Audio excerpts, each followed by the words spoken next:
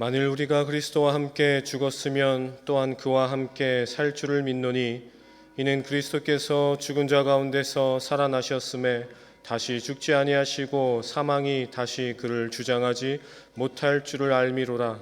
하나님은 영이시니 예배하는 자가 영과 진리로 예배할지니라. 아멘.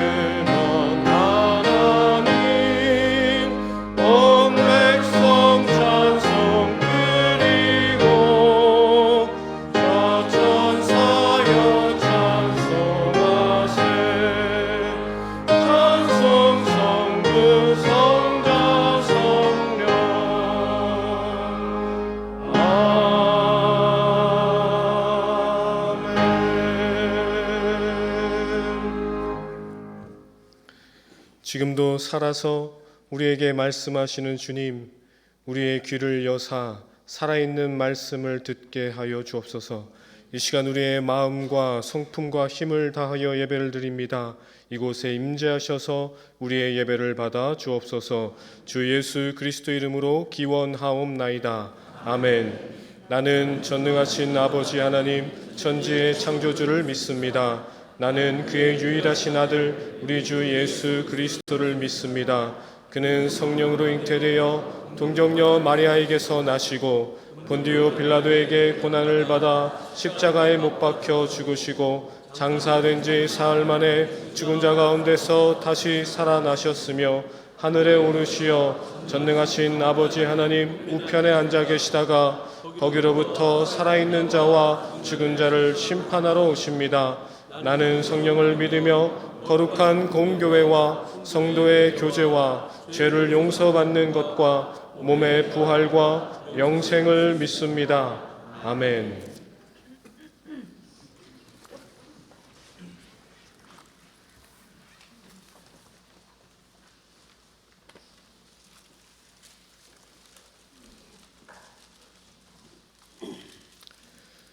하나님께서 그를 사망의 고통에서 풀어 살리셨으니 우리 주 예수 그리스도로 말미암아 우리에게 승리를 주시는 하나님께 감사하노니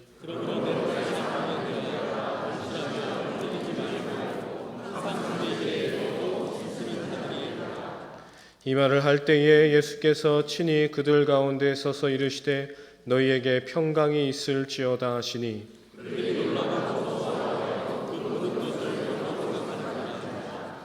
예수께서 이르시되 어찌하여 두려워하며 어찌하여 마음에 의심이 일어나느냐.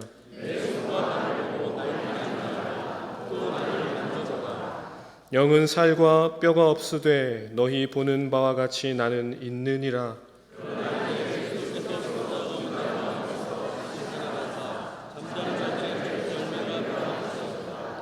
예수께서 이르시되 나는 부활이요 생명이니 나를 믿는 자는 죽어도 살겠고 무릇 살아서 나를 믿는 자는 영원히 죽지 아니하리니 이것을 내가 믿느냐.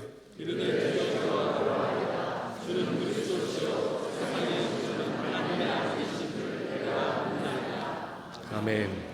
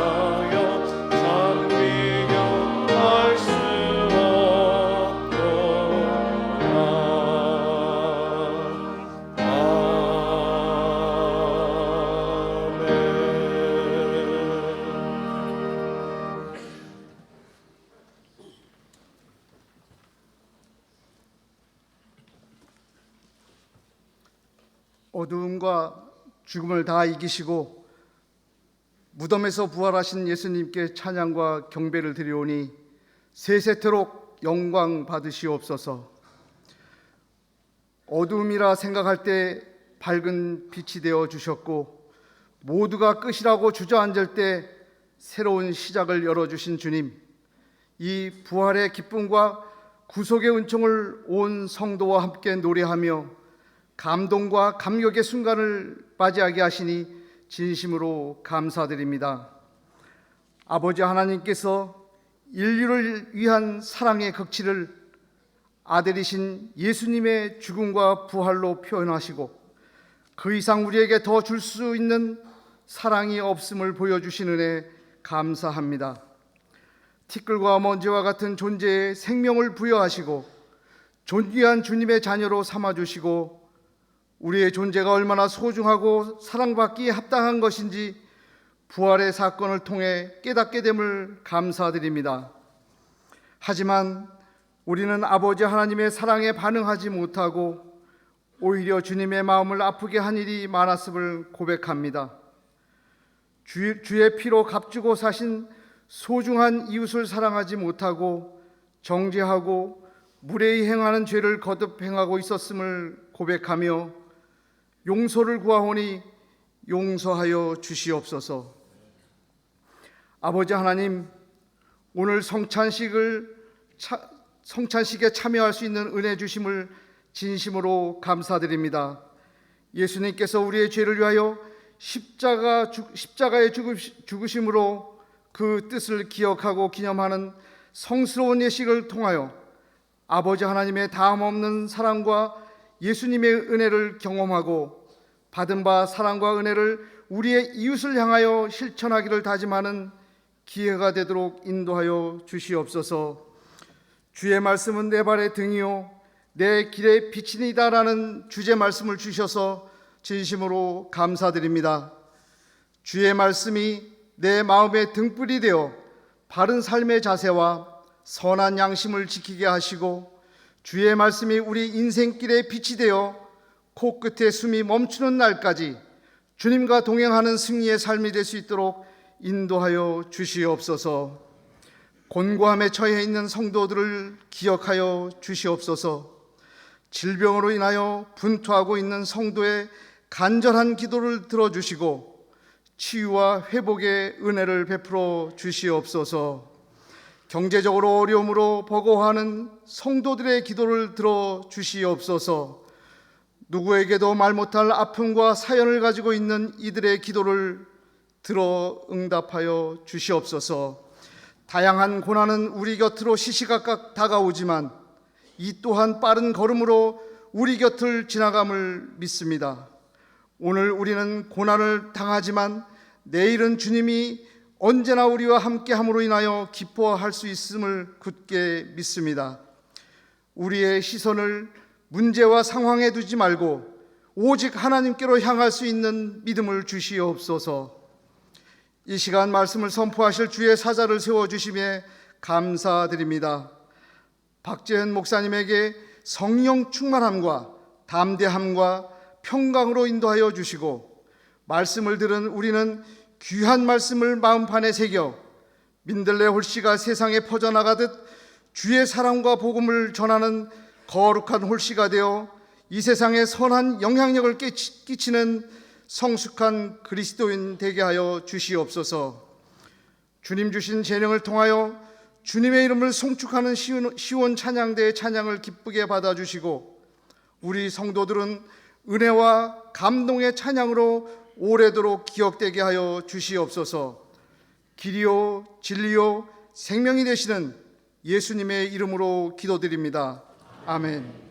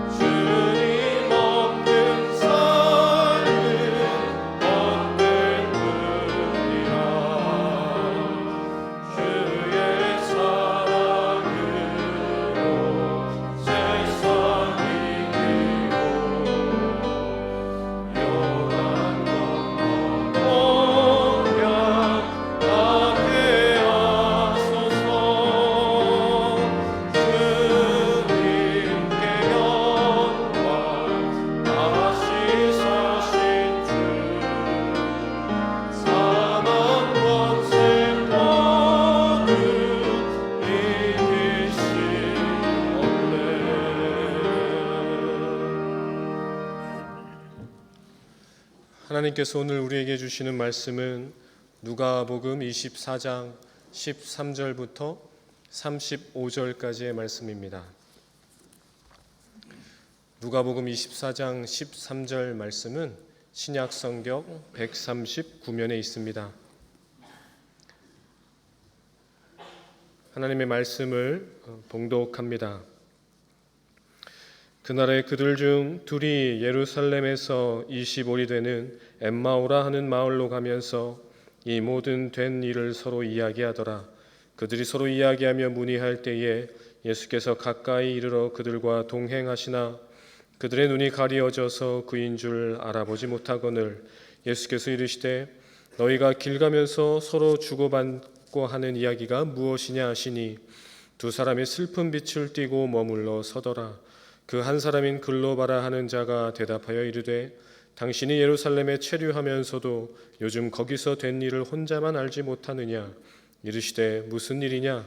이르되 나사렛 예수의 일이니 그는 하나님과 모든 백성 앞에서 말과 일에 능하신 선지자이거늘 우리 대제사장들과 관리들이 사형 판결에 넘겨주어 십자가에 못 박았느니라. 우리는 이 사람이 이스라엘을 속량할 자라고 바랐노라. 이뿐 아니라 이 일에 일어난 지가 사흘째요. 또한 우리 중에 어떤 여자들이 우리로 놀라게 하였으니 이는 그들이 새벽에 무덤에 갔다가 그의 시체는 보지 못하고 와서 그가 살아나셨다 하는 천사들의 나타남을 보았다 함이라. 또 우리와 함께한 자 중에 두어 사람이 무덤에 가 과연 여자들이 말한 바와 같음을 보았으나 예수는 보지 못하였느니라 하거늘 이르시되 미련하고 선지자들이 말한 모든 것을 마음에 더디 믿는 자들이여 그리스도가 이런 고난을 받고 자기의 영광에 들어가야 할 것이 아니냐 하시고 이에 모세와 모든 선지자의 글로 시작하여 모든 성경에 쓴 바 자기에 관한 것을 자세히 설명하시니라. 그들이 가는 마을에 가까이 가매 예수는 더 가려 하는 것 같이 하시니 그들이 강권하여 이르되 우리와 함께 유하시이다. 때가 저물어 가고 날이 이미 기울었나이다 하니 이에 그들과 함께 유하러 들어가시니라. 그들과 함께 음식 잠수실 때에 떡을 가지사 축사하시고 떼어 그들에게 주시니 그들의 눈이 밝아져 그인 줄 알아보더니 예수는 그들에게 보이지 아니하시는지라. 그들이 서로 말하되 길에서 우리에게 말씀하시고 우리에게 성경을 풀어주실 때에 우리 속에서 마음이 뜨겁지 아니하더냐 하고 곧 그때로 일어나 예루살렘에 돌아가 보니 11 제자 및 그들과 함께한 자들이 모여 있어 말하기를 주께서 과연 살아나시고 시몬에게 보이셨다 하는지라. 두 사람도 길에서 된 일과 예수께서 떡을 떼심으로 자기들에게 알려지신 것을 말하더라. 아멘.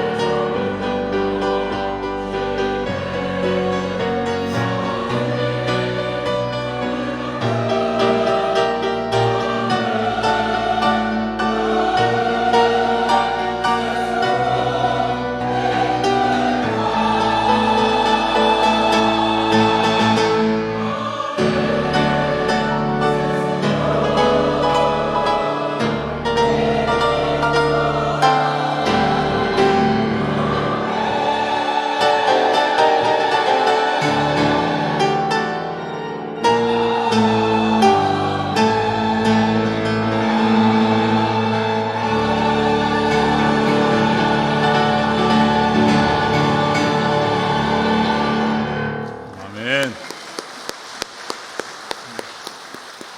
아멘. 네, 우리 시온찬양대의 부활절 찬양. 네, 하나님께서 우리 시온찬양대의 찬양을 기뻐 받으신 줄로 믿습니다. 네, 사망 권세 이기시고 부활하신 예수 그리스도께 이 시간 모든 영광과 존귀를 올려드립니다. 우리 하나님께 영광의 박수 하도록 하겠습니다.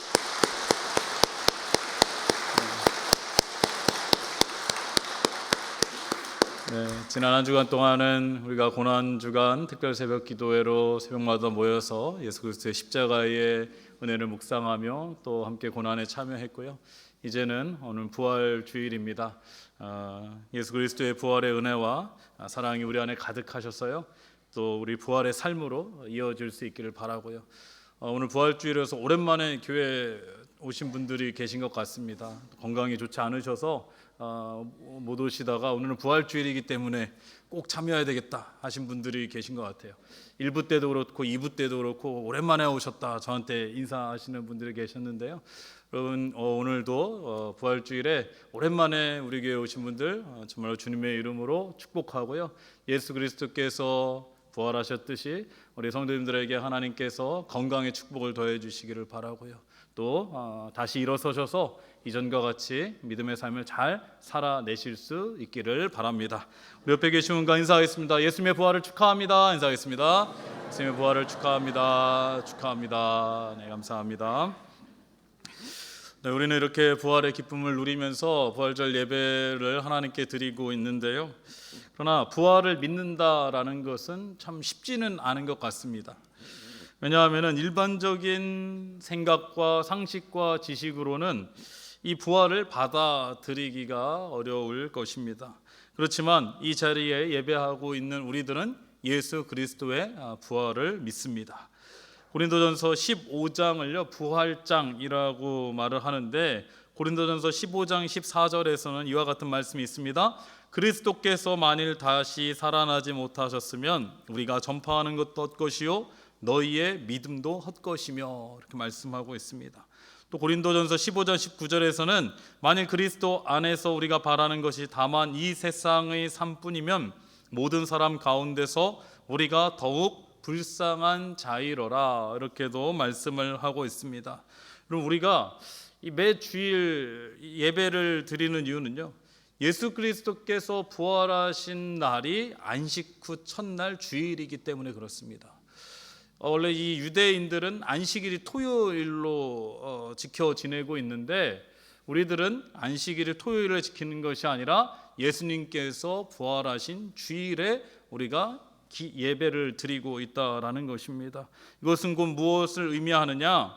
우리가 이 드리는 주일날 드리는 예배가요 작은 부활절과 같다라는 것입니다. 그래서 우리가 예배를 드림으로 인해서 우리를 구원해 주신 예수 그리스도의 십자가의 은혜에 감사할 수 있어야 되는 것이고요. 또 예수 그리스도의 부활을 우리가 예배를 통해서 기념할 수 있어야 되는 것이고 또 세상 가운데서 예배를 통해서 부활의 신앙으로 살아갈 수 있는 힘을 얻게 된다라는 것입니다.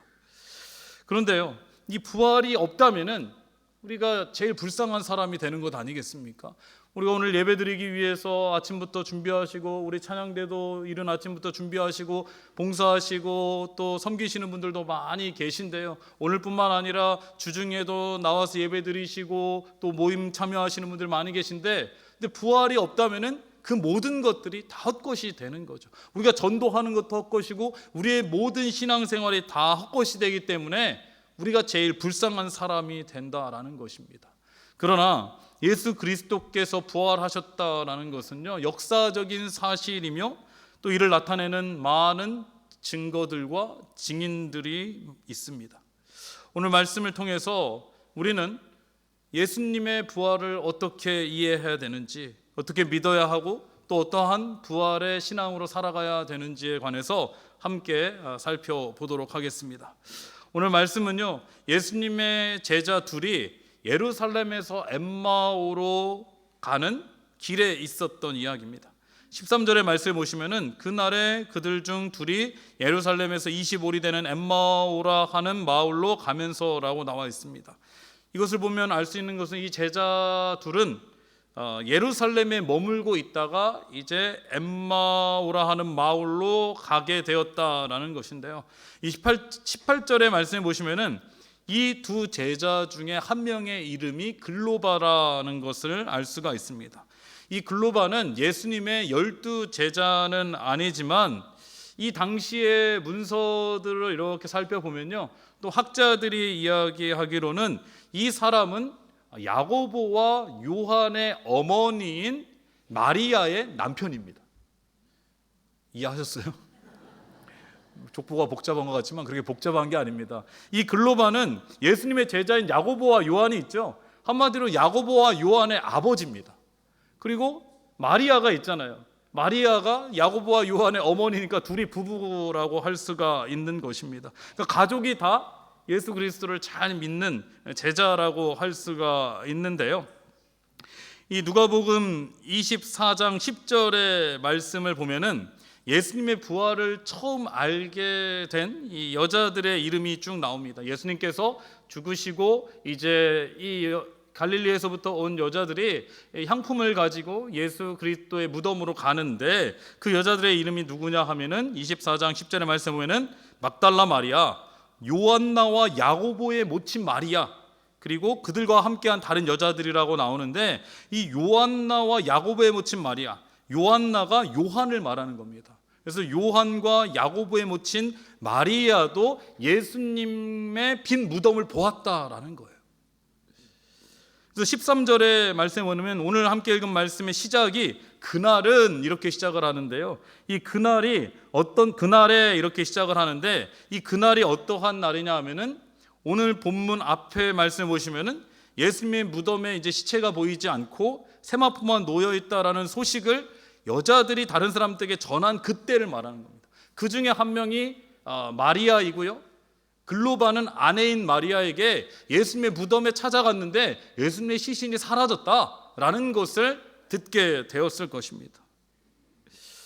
그리고 이제 이 글로바와 또 다른 제자가 예루살렘에서 25리나 떨어진 25리면은 심리가 4km죠. 그러면 25리면은 10km 정도 떨어진 동네인 엠마오라는 곳으로 이제 걸어가고 있을 때에 예수님에 대한 이야기를 하고 있었던 것입니다. 예수님의 시체가 사라졌대. 그 전에 쭉 얘기를 했겠죠. 이 둘이 서로 이야기를 주고 받는데 예수님께서 중간에 나타나셔서 그들과 동행하셨다. 길을 가다가 누군가 이제 만나가지고 같이 길을 가게 되는 거죠. 근데 그분이 예수 그리스도인 것입니다. 근데 여러분 16절에서 17절의 말씀 보시면요, 그들의 눈이 가리어져서 그인 줄 알아보지 못하거늘 예수께서 이르시되 너희가 길 가면서 서로 주고받고 하는 이야기가 무엇이냐 하시니 두 사람이 슬픈 빛을 띠고 머물러 서더라, 이렇게 말씀에 나와 있습니다. 이 두 제자는요, 지금 예수님에 대해서 대화를 하면서도 앞에 함께 있는 예수 그리스도를 알아보지 못하고 있다라는 것입니다. 두 사람이 슬픈 빛을 띠고 머물러 있었다라고 말씀에 나와 있습니다. 그러면서 또 재밌는 말씀이 있는데 18절의 말씀 보면은 그 한 사람인 글로바라 하는 자가 대답하여 이르되 당신이 예루살렘에 체류하면서도 요즘 거기서 된 일을 혼자만 알지 못하느냐. 지금 예루살렘에서 일어난 일, 그게 누구에 관한 얘기겠어요? 예수님에 관한 얘기인데 지금 그 얘기를 누구한테 하고 있어요? 예수님 옆에 계신 예수님한테 아니 무슨 일이 있었나 지금 당신은 몰라요? 아니 어떻게 혼자만 모를 수가 있어요?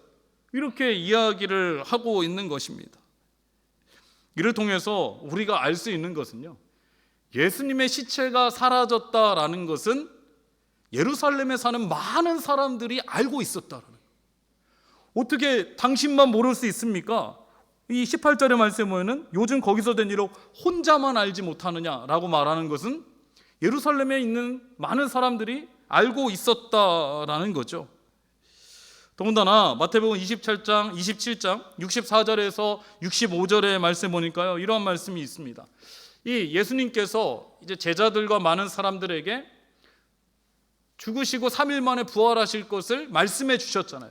그러니까 대제사장들과 서기관이 빌라도를 찾아가서 예수님께서 이전에 3일 만에 다시 살아날 것을 얘기했으니까 경비병들을 시켜가지고 무덤을 잘 지킬 수 있게 해달라고 그렇게 요청을 합니다. 그래서 예수님의 이 돌무덤을 이 로마의 병사들이 그 앞에 지키고 있는 거예요. 근데 여러분, 이 로마의 병사의 입장에서는 예수님의 시신이 뭐 사라지거나 도둑맞거나 없어지게 되면은 그 책임을 이 지키고 있던 병사들이 져야 되잖아요. 그러니까 얼마나 잘 지켰겠습니까? 이 돌무덤을 아마 철통같이 지켰을 것입니다. 왜냐하면은 이 시신이 없어진 날에는 자신들이 어쩌면 죽을 수도 있기 때문에 그럴 것입니다. 그런데 예수님의 시신이 그럼에도 불구하고 없어졌으니까요, 예루살렘에 온 소동이 일어난 것입니다. 예수님의 시신을 찾아야 되니까요.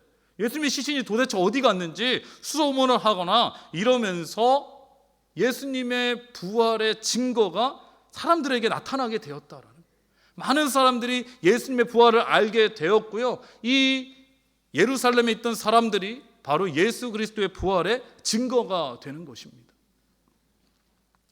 그런데 이 글로바와 다른 제자가 예수님께 하는 이야기가 있는데요, 21절에서 24절까지 말씀을 쭉 살펴보면은 이들은 예수님의 시신이 없어진 것을 보았지만은 아직 부활을 믿지 못한다라는 것을 알 수가 있습니다. 21절에 또 말씀을 보면은요, 우리는 이 사람이 이스라엘을 속량할 자라고 바랐노라, 이렇게도 말씀하고 있죠. 그럼 글로바는 예수님의 제자이지만은 예수님에 대해서 어떻게 생각했냐 하면요, 그냥 일반적인 사람들과 같이 지금 이때가 이 유대인들이 이스라엘이 로마의 식민지로 로마 사람들에게, 로마의 황제에게 억압을 받고 있기 때문에 이 메시아가 오셔서 예수님께서 자신들을 로마로부터 해방해 줄 것을, 자신들을 구원해 줄 정치적 메시아로 기대를 했다라는 거예요. 그런데 그러한 기대가 무너졌다라는 것입니다. 아무런 일이 일어나지가 않은 것입니다. 더군다나 예수님의 시체가 사라졌다라는 거예요. 24절의 말씀에 보면요, 또 우리와 함께 한 자 중에 두어 사람이 무덤에 가 과연 여자들이 말한 바 같음을 보았으나 예수는 보지 못하였느니라 하거늘, 이렇게 나와 있죠. 예수님을 따르던 여자들이 예수님이 무덤을 빈 것을 보고 또 제자들에게 가서 무덤이 비었다라는 것을 알려주죠. 그래서 두어 제자들이 갔고 그 중에 한 명이 베드로고요, 베드로도 예수님의 시체가 없어진 것을 확인했습니다. 근데 예수님의 제자들도요, 이 여자들도 예수님의 시신이 없어졌다는 것만을 생각하니까 얼굴에 슬픈 빛을 띠고 머물러 있었다라는 거죠. 여러분, 우리들도요, 예수님을 믿고 신앙생활을 하지만은 처음부터 예수님에 대한 그 부활에 대해서는 믿지 못하는 분들도 많이 있었을 것입니다. 우리가 뭐 어려서부터 신앙생활 하신 분도 그렇고요, 누군가의 전도에 의해서 신앙생활을 처음 하셨을 때에도 처음부터 예수님께서 부활하셨다라는 것이 믿겨지지 않은 분들도 분명히 있을 것입니다. 어떤 분들은요, 글로바가 예수님께 말한 대로 뭔가 어렵고 힘든 일로부터 벗어나기를 바라는 마음으로, 또 우리가 원하고 바라는 것들을 이루기 위해서 신앙생활을 시작하신 분들도 있을 것입니다. 물론 이러한 믿음도 필요하지만요, 여러분, 이러한 신앙의 단점은 자신이 원하는 대로 되지 않으면은 낙심하거나 슬픔에 빠질 수도 있다라는 것입니다. 이것은 곧 영적 침체로 이어지게 되고요, 이로 인해서 예수님을 믿는 복음의 능력과 의미를 놓칠 수도 있다는 것입니다. 실제로요, 이 두 제자는 부활하신 예수님께서 바로 옆에 계시면서 함께 대화를 하지만은 예수님이심을, 부활하신 예수님이심을 깨닫지 못하고 있는 것을 우리가 볼 수가 있습니다. 왜요? 이 글로바라는 제자는요, 예수님에 대한 기대가 있었지만 그 기대대로 되지 않았기 때문에 예수님의 시신을 찾지 못했다, 예수님의 시신이 사라졌다라는 슬픔과 근심으로 인해서 바로 옆에 계신 예수 그리스도를 보지 못하고 있다라는 거예요. 깨닫지 못하고 있다라는 것입니다. 사랑하는 여러분, 우리가 믿는 예수 그리스도의 복음은요, 예수님의 부활과 영원한 하나님의 나라인 것입니다. 그렇다면은 어떻게 하면은 우리는 부활에 대한 믿음을 가질 수가 있겠습니까?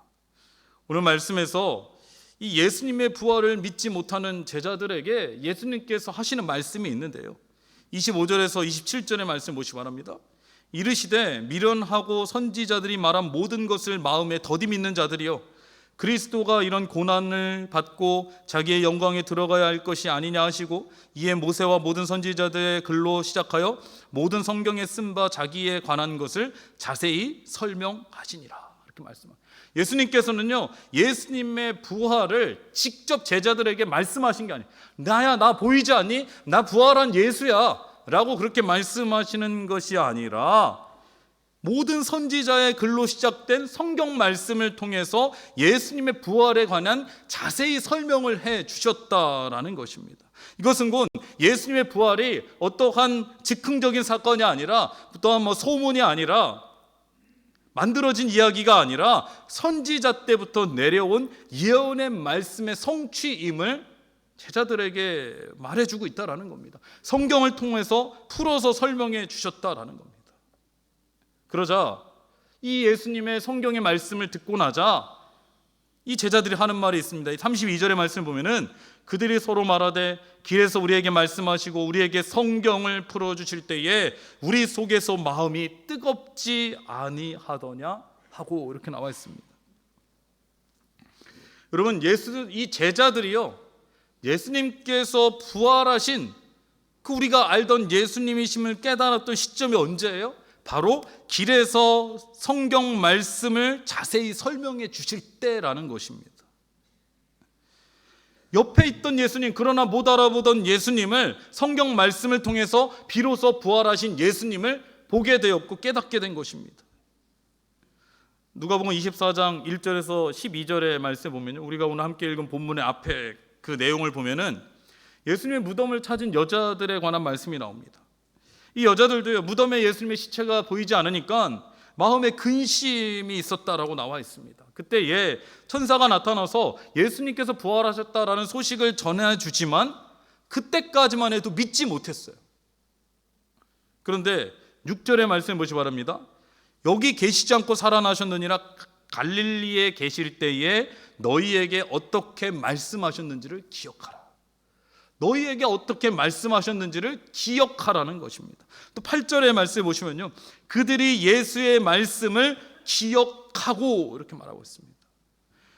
이 여자들은요, 예수님의 시신이 사라진 것으로 인한 슬픔과 근심으로 인해서 예수님께서 이미 사람들에게 3번이나 예수님께서 죽으시고 부활하실 것에 대해서 말씀해 주셨지만은 그 말씀을 잊고 있었다라는 거예요.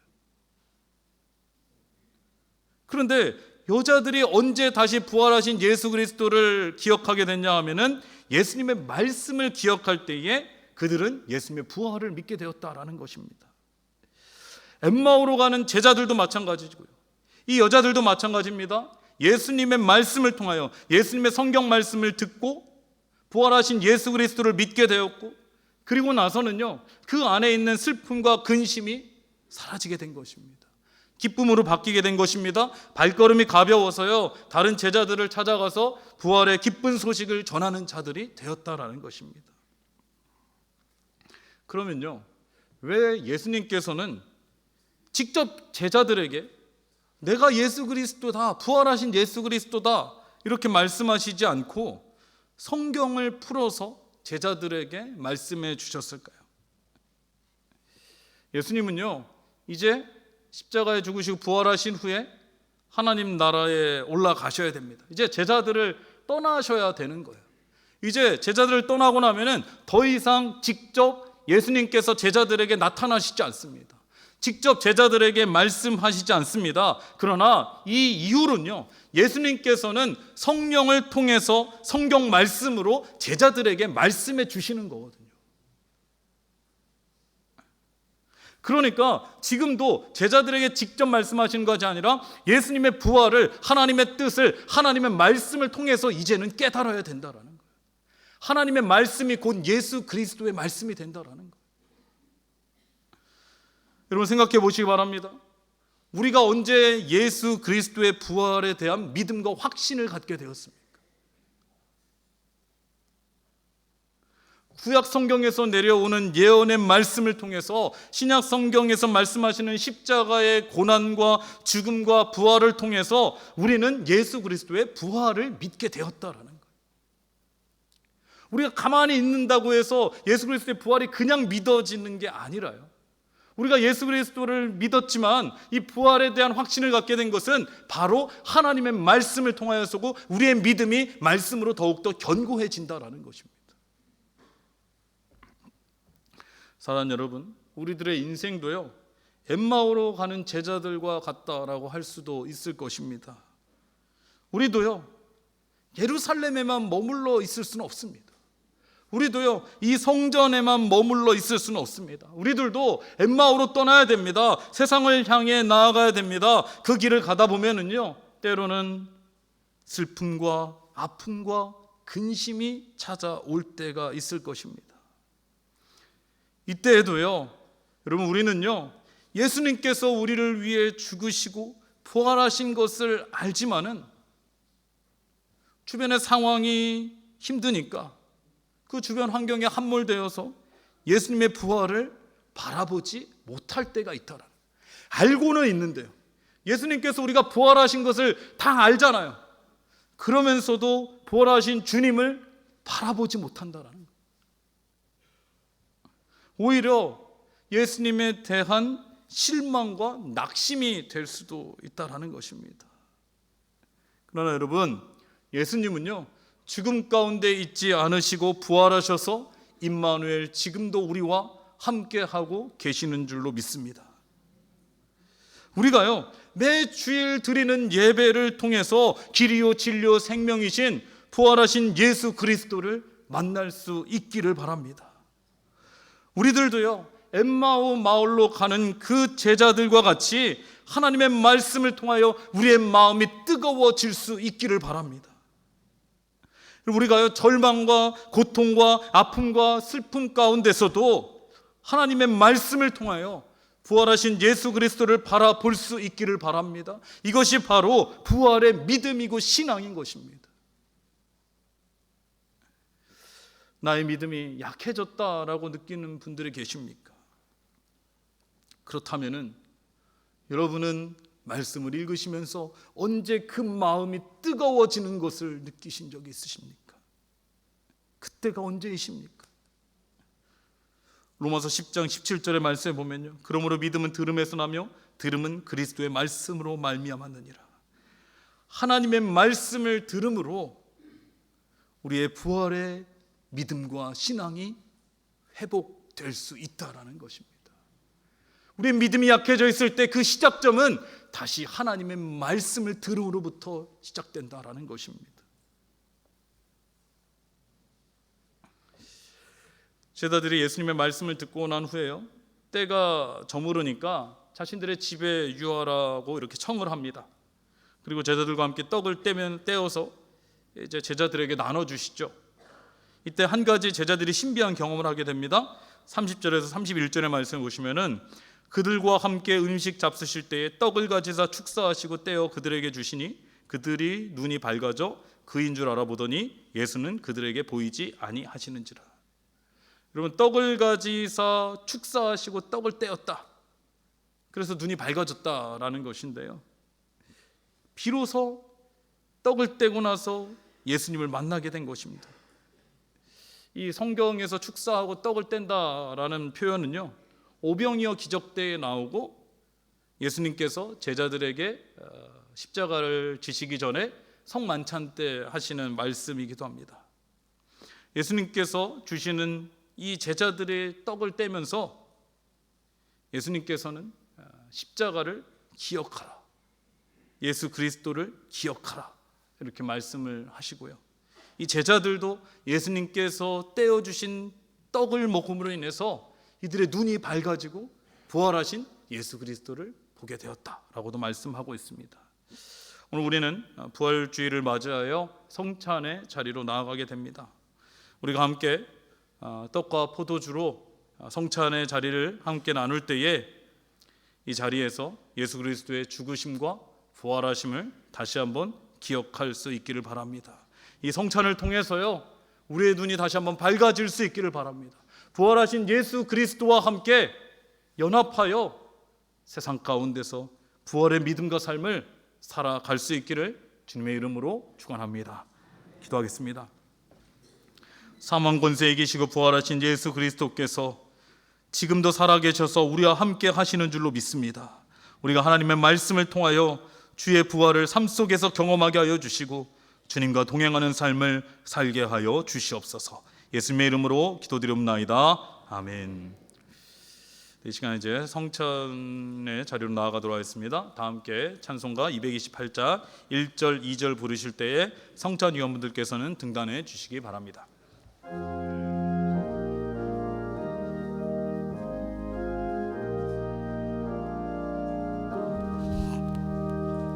보나의 주님 진이 배우니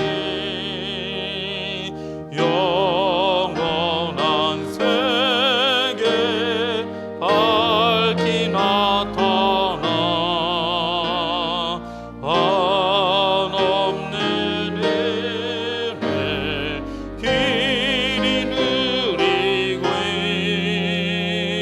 주님께 모든 염려 맡기리. 주님의 떡을 내가 먹으며 주님의 잔을 내가 마시고 근심의 쇠임을 벗어버리니 죄사 바람의 맘 새롭다.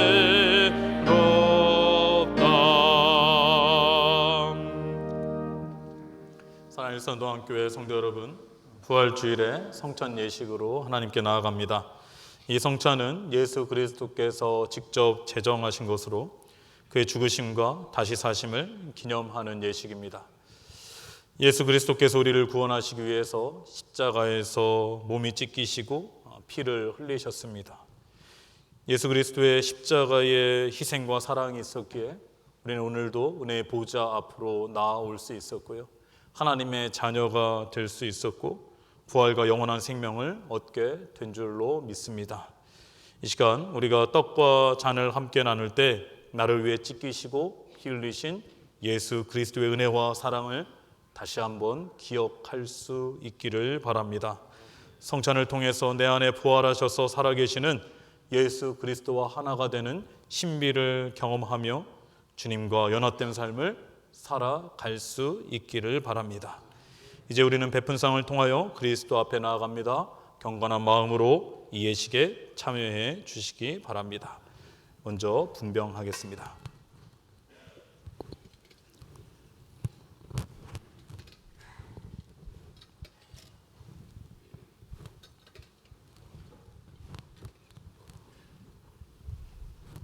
다 함께 기도하겠습니다.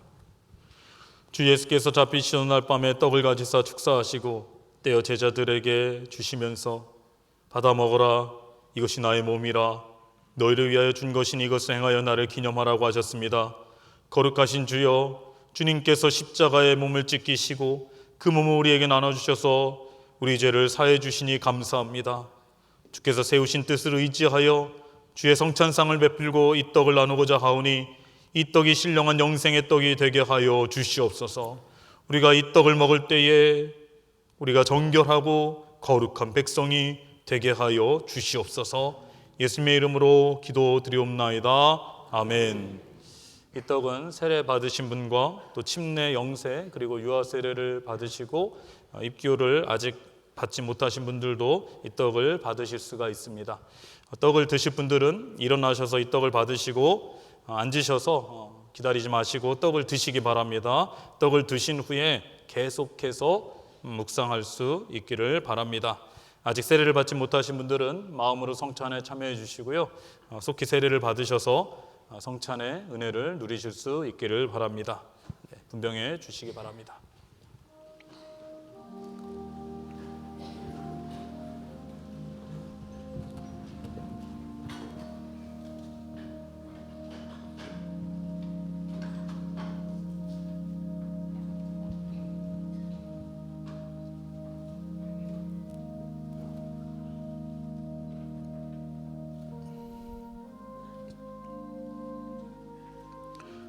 진실로 진실로 너에게 이르노니 믿는 자는 영생을 가졌나니 내가 곧 생명의 떡이니라.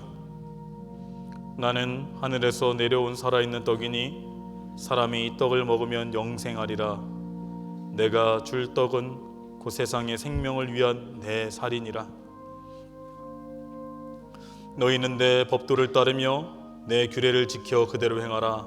나는 너희의 하나님 여호와이니라. 너희는 내 규례와 법도를 지키라. 사람이 이를 행하면 그로 말미암아 살리라. 나는 여호와이니라. 너희가 전에는 어둠이더니 이제는 주 안에서 빛이라. 빛의 자녀들처럼 행하라. 빛의 열매는 모든 착함과 의로움과 진실함에 있느니라. 그런즉 너희가 어떻게 행할지를 자세히 주의하여 지혜 없는 자같이 하지 말고 오직 지혜 있는 자같이 하여 세월을 아끼라. 때가 악하니라. 내 하나님 여호와께서 내 마음과 내 자손의 마음에 할례를 베푸사 너로 마음을 다하며 뜻을 다하여 내 하나님 여호와를 사랑하게 하사 너로 생명을 얻게 하실 것이며 너는 돌아와 다시 여호와의 말씀을 청종하고 내가 오늘 내게 명령하는 그 모든 명령을 행할 것이라.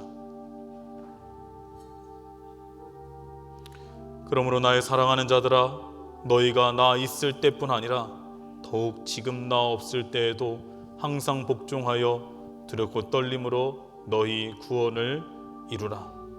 이는 너희가 흠이 없고 순전하여 어그러지고 거스르는 세대 가운데서 하나님의 흠 없는 자녀로 세상에서 그들 가운데 빛들로 나타내며 생명의 말씀을 밝혀 나의 다름질이 헛되지 아니하고 수고도 헛되지 아니하므로 그리스도의 날에 내가 자랑할 것이 있게 하려 함이라.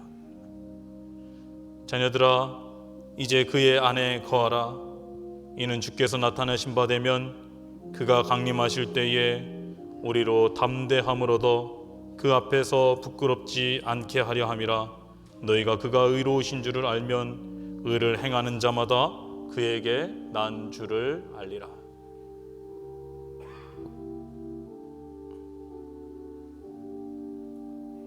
내가 그리스도와 함께 십자가에 못 박혔나니 그런즉 이제는 내가 사는 것이 아니요 오직 내 안에 그리스도께서 사시는 것이라.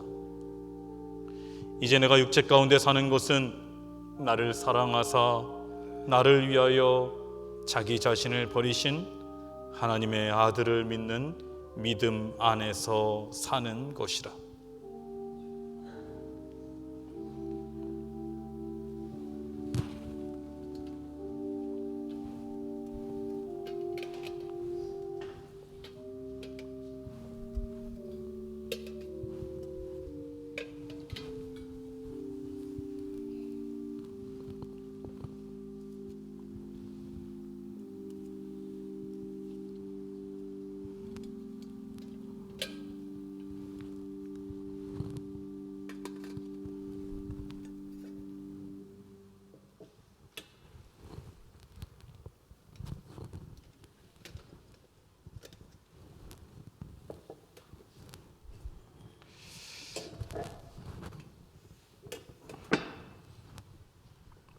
네, 이제 분전하겠습니다. 다 함께 기도하겠습니다. 주께서 식후에 또한 잔을 가지사 축사하시고 제자들에게 주시면서 말씀하시기를 너희가 다 이것을 마시라. 이것은 죄 사함을 얻게 하려고 많은 사람을 위하여 흘리는 바 나의 피 곧 언약의 피니라 하셨사오니 거룩하신 아버지 하나님, 우리가 주의 잔을 받으려고 합니다. 주님께서 십자가에서 피 흘리심으로 생명을 다해 희생하는 사랑을 베풀어 주시니 감사합니다. 이 잔을 마실 때에 주님의 사랑이 우리 안에 풍성하게 하여 주시옵소서. 우리를 위하여 흘리신 피, 이 피로 만 백성의 죄를 사하셨음에 이 잔을 먹고 이 잔을 받고 우리 주의 사랑을 본받아 우리도 서로 용서하고 사랑하게 하여 주시옵소서. 이웃을 내 몸처럼 사랑하는 주님의 사명을 감당하는 교회 되게 하여 주시옵소서. 예수님의 이름으로 기도드리옵나이다. 아멘. 떡을 받으신 분들은 일어나서 잔을 받으시고 앉으신 후에 기다리지 마시고 포도주를 드시기 바랍니다. 포도주를 마신 후에 계속해서 묵상하며 기도하시기 바랍니다.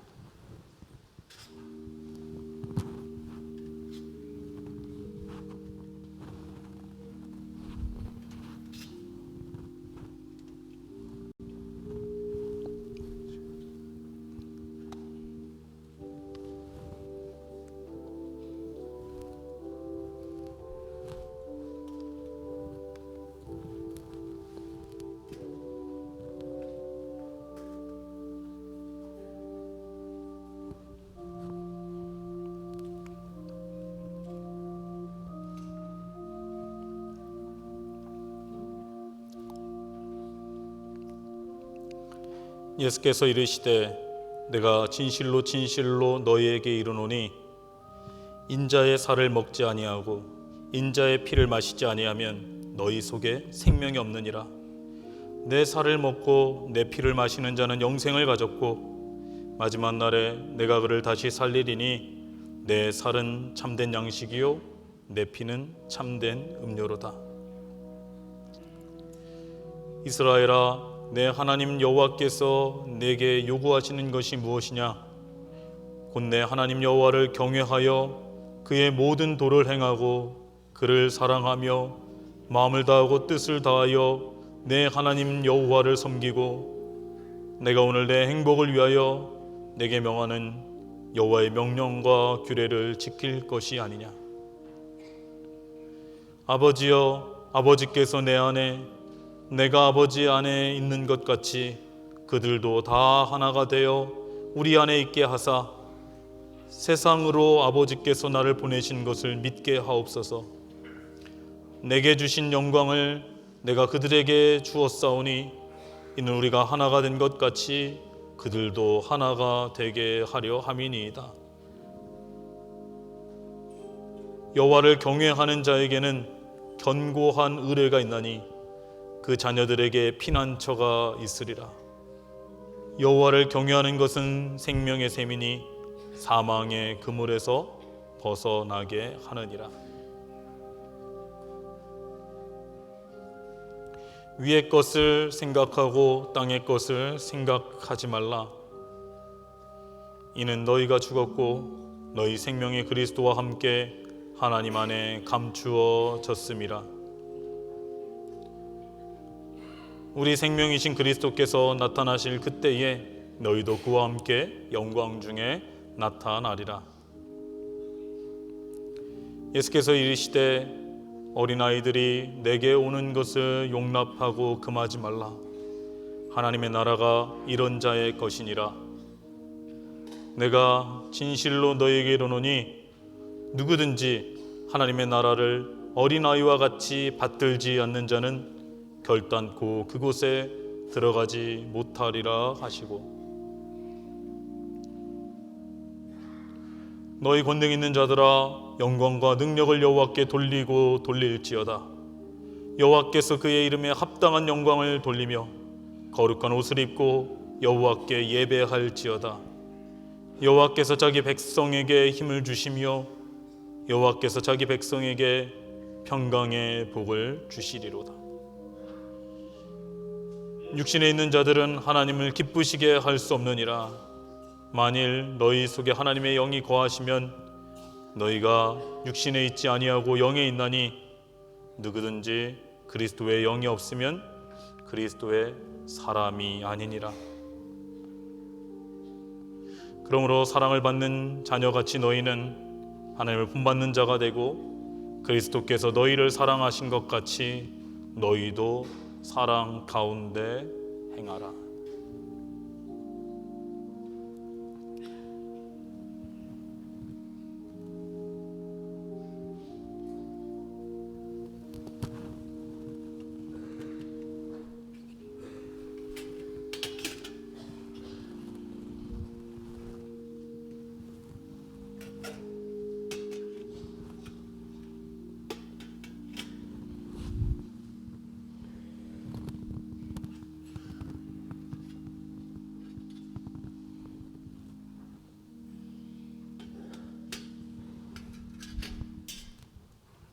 기도하겠습니다. 하나님 아버지, 부활주일 우리들을 은혜의 만찬의 자리로 초대해 주시니 감사를 드립니다. 예수 그리스도께서 십자가에서 찢기신 살과 흘리신 보혈의 은혜로 주님께서 우리 안에 들어와 함께 계시는 줄로 믿습니다. 우리가 이 성찬을 통하여 죄와 사망의 어둠에서 벗어나 예수 그리스도의 몸과 피가 우리의 영혼과 육체를 지배하게 하여 주시옵소서. 이제는 우리의 옛 자아의 모습은 다 십자가에 못 박게 하시고 하나님의 말씀이 육신이 되어 우리 안에 거하며 예수님의 보혈의 거룩함과 예수님처럼 하나님의 뜻을 이루며 이웃을 사랑하며 희생하며 섬기게 하여 주시옵소서. 부활의 믿음과 신앙을 가지고 이 땅 가운데서 복음의 삶을 살게 하여 주시옵소서. 약할 때 강함 되시는 주님, 오랜 동안 병으로 아파하는 환우들에게 은혜를 베풀어 주시옵소서. 예수 그리스도께서 고난과 어려움을 이기시고 부활하셨듯이 우리 환우들도 주의 능력으로 건강이 나아지고 회복되게 하여 주시옵소서. 몸 안에 있는 나쁜 것들은 예수 그리스도의 십자가 보혈로 다 녹아내려지게 하여 주시옵소서. 재정적 어려움 가운데 있는 성도들의 쓸 것을 채워주시며 예수님께서 막힌 담을 허시고 평화가 되셨듯이 우리 가정이 주의 사랑으로 하나 되게 하시고 이 나라와 민족과 세계의 평화를 내려 주시옵소서.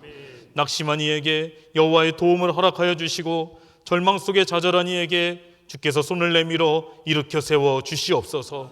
교회가 한 마음으로 연합되게 하셔서 십자가의 부활의 복음을 담대히 전하며 이 땅과 세계 곳곳의 선교지를 치유하며 회복하게 하여 주시옵소서. 예수 그리스도의 이름으로 기도드리옵나이다. 아멘. 다 함께 찬송가 228장 3절 4절 부르시겠습니다.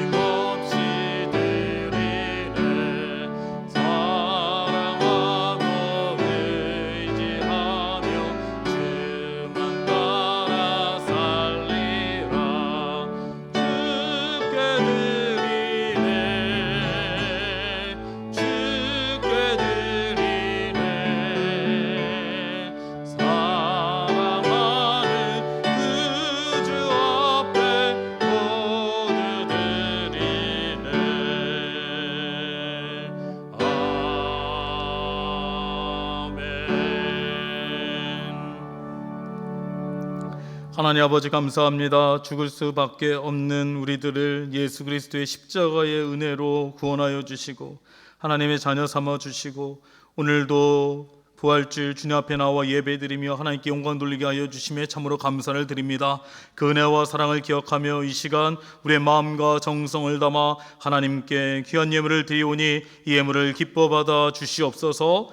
이 예물이 하나님 나라 영광을 위해 쓰일 때에 아름다운 복음의 열매들이 많이 맺혀지게 하여 주시고 꼭 필요한 곳에 목적대로 쓰이게 하여 주시옵소서. 아버지 하나님, 이 예물 드린 손길과 가정을 하나님께서 기억하여 주시고 축복하여 주시옵소서. 이 예물 가운데 부활주일 감사 예물도 함께 드립니다. 우리가 항상 부활의 삶, 주님과 동행하는 삶을 살게 하여 주시고 우리의 생업 가운데 복을 더하여 주시고 우리의 마음 가운데는 하나님께서 주시는 기쁨과 평안의 삶을 살아갈 수 있게 하여 주시옵소서. 마음은 간절하되 드리지 못한 손길이 있다면 그 마음을 이루하여 주시고 다음에는 꼭 드릴 수 있는 은혜를 허락하여 주시옵소서. 아버지 하나님, 한 주간 동안 살아갑니다. 우리 혼자 살아가는 것이 아니라 하나님의 말씀으로 살아가게 하여 주시옵고 주님과 말씀으로 동행하는 삶 살아내게 하여 주시옵소서. 예수님의 이름으로 기도드리옵나이다. 아멘.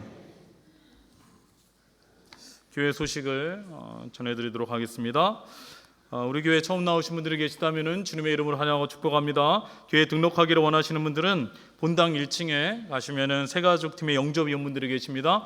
새가족팀의 영접위원회 안내를 받으시면 등록을 도와드리도록 하겠습니다. 지난주에 우리 교회 처음 나오신 분들이 계십니다. 김충환 성도님, 한미경 원사님께서 인도해 주셨습니다. 강혁필 성도님, 아내 되시는 김미경 성도님과 등록해 주셨고요. 유정민 성도님 등록해 주셨습니다. 주님의 이름으로 환영하고 축복합니다. 네, 오늘은 부활주일이고요. 부활주일 달걀을 각 순에서 준비했습니다. 여러분 나가실 때에 달걀을 2개씩 준비했는데 2개를 받으셔서 오늘 아마 세상 사람들도 부활절인 것을 알 텐데요. 복음을 전하실 때 이 달걀을 사용하셔도 좋고 또 우리 교제하시면서 부활을 사용하셔도 좋을 것 같습니다. 네, 오늘 찬양 예배 시에는 새로운 찬양팀의 특별 순서가 있습니다. 오랜 동안 준비하신 우리 새로운 찬양팀의 부활의 기쁜 소식을 몸으로 또 찬양으로 영광 돌릴 때에 여러분들 많이 참여하셔서 함께 은혜를 나누실 수 있기를 바랍니다. 네, 오늘 찬양 예배는 성경 공부 개강 예배로 드리도록 하겠습니다. 모임 안내입니다. 대신방이 4월 3일 수요일 호수 31순 있습니다. 주중 모임은 주보를 참고해 주시기를 바라고요. 행복전도팀 부활축가 찬양이 있습니다. 오늘 3부 예배 후에 문화센터 1층에서 행복전도팀이 부활의 기쁜 소식을 찬양으로 영광 돌릴 때 여러분들 함께 참여하시고 은혜 받으실 수 있기를 바랍니다. 30플러스 특강이 있습니다. 4월 7일 다음 주일 오후 1시 문화센터 지하에서 있고요. 강사는 홍성원 목사님께서 특강을 해주십니다. 대상은 30플러스 성도 또는 관심 있는 모든 성도분들이 참여하실 수 있습니다. 유아 세례가 있습니다. 5월 5일 어린이 주일 4부 예배 시에 유아 세례가 있는데요. 유아 세례 대상은 6살 이하의 자녀를 둔 세례 교인이 신청하실 수 있고요. 교육은 21일 주일 또 문답은 28일 주일에 있습니다. 신청은 사무실에서 1층 사무실에서 가능하시고요. 아직 자녀들 중에 유아세례 받지 못한 자녀들이 있다면은 6살까지 가능하니까요. 여러분들 많이 신청해 주시기를 바랍니다. 별세자 광고입니다. 임창수 집사님 모친께서 별세하셔서 은혜 가운데 장례를 마쳤고요. 또 소망 23순 정종희 권사님 모친께서 별세하셔서 장례를 은혜 가운데 잘 마쳤습니다. 또 김윤정 집사님 시부께서 별세하셔서 장례를 은혜 가운데 잘 마쳤습니다. 네, 계속해서 장례 안내입니다. 믿음 12순 남궁 금자 권사님 남편 되시는 송흥식 집사님께서 별세하셨습니다. 빈소는 일산병원 장례식장이시고요. 입관 예배는 오늘 오후 찬양 예배 후에 빈소에 방문해서 예배를 드리도록 하겠습니다. 입관 예배는 오늘 오후 5시고요. 발인 예배는 4월 1일 내일 오전 6시 30분입니다. 관련 부서는 믿음 12순 일여선교회 공원전도팀입니다. 우리 남궁군자 권사님 위해서 많이 기도해 주시고 또 위로해 주시면 감사하겠습니다. 헌화해 주신 분이 계십니다. 김인본 집사님, 유재원 집사님 딸 결혼에 감사해서 헌화해 주셨고요. 심현미 집사님, 남편 고채종각 집사님을 추모하며 헌화해 주셨습니다. 네, 감사의 인사를 드립니다. 1사분기가 이제 오늘까지 하면 3월 마지막 날인데요. 1사분기 식단 봉사를 하신 분들이 오늘까지만 봉사하시고 이제 다음 주부터는 새로운 팀이 꾸려져서 식단 봉사를 담당하게 되십니다. 1사분기 동안 식당에서 봉사해 주고 수고해 주신 김하진 권사님, 윤명순 권사님, 하영환 집사님, 김자연 집사님, 서미선 집사님, 그리고 3남선교회 분들, 그리고 매 주마다 수고해 주신 순원분들께 감사의 인사를 드립니다. 오늘 식사하실 때요, 우리 수고해 주신 우리 식단 봉사팀에게 감사의 인사를 전해주시면 좋을 것 같습니다. 고난주간 특별 새벽 기도회와 또 부활절 달걀을 준비해 주신 많은 분들께도 감사의 인사를 드립니다. 예고 안내입니다. 다음 주에 재직회가 있습니다. 찬양 예배 후에 본당에서 재직회를 갖도록 하겠습니다. 네, 이제 옆에 계신 분과 인사 나누도록 하겠습니다. 이렇게 인사했습니다. 예수님께서 부활하셨습니다. 인사했습니다. 예수님께서 부활하셨습니다. 네. 함단서 인사하겠습니다. 부활의 신앙으로 살아갑시다. 부활의 신앙으로 살아갑시다. 네, 이제 다 함께 일어나셔서 찬송가 160장 함께 찬송하시겠습니다.